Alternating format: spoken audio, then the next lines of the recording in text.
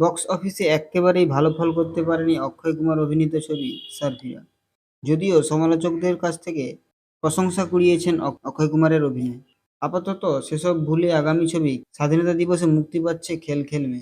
যারা কমেডি ঘরানার ছবি দেখতে ভালোবাসতেন তারা কৌতুক রসের এই ছবিটির অপেক্ষায় রয়েছেন। মোশন পোস্টারটির এক ভাগে অক্ষয় সহ ছবির বাকি কলাকুশলীদের দেখা যাচ্ছে। সবার মাঝে আলো করে বসে রয়েছেন খিলাড়ি। কাঁচা পাকা চুল, চশমা চোখে অক্ষয়ের নতুন লুকে মজেছেন তারকার ভক্তরা।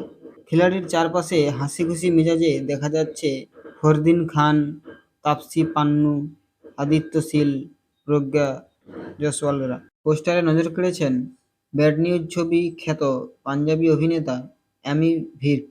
এরপর পোস্টারের অন্য ভাগে দেখা গেল অক্ষয় সহ প্রত্যেক অভিনেতা তাদের আঙুল ঠোঁটে ছুঁয়ে রেখে ইশারায় চুপ করে থাকার নির্দেশ দিচ্ছেন। প্রত্যেকের ঠোঁটের কোণায় অবশ্য লেগে রয়েছে মুচকি হাসির আভাস। ইঙ্গিত পরিষ্কার, তারা যেন কোনো কিছু গোপনে রাখার চেষ্টা করছেন।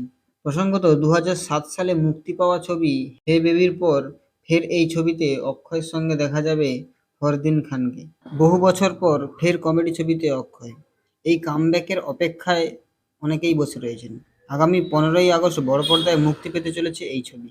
ছবির এই মোশন পোস্টারটি ইনস্টাগ্রামে পোস্ট করেছেন অক্ষয় নিজেও। সঙ্গে ক্যাপশনে লিখেছেন, এই ছবি বন্ধুত্বের, বন্ধুদের সঙ্গে খেলা।